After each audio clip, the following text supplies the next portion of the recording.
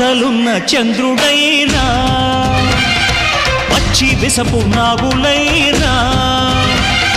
చింతలు చేర్చే దేవా మా చింతలు తీర్చగరావా నెర నమ్మిన దైవం నీవే రాయుడా ముక్కోటి వేల్పులలోన ముక్కోపి నువ్వే అయినా ఎలుగెత్తి పిలవంగానే పలికేర ఇంకెవరైనా మా తల్లి తండ్రి దైవం నీవే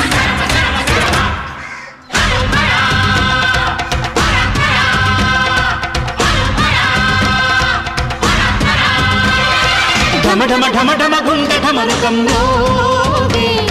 గణ గణ గణ గణ గొంతు గంటగా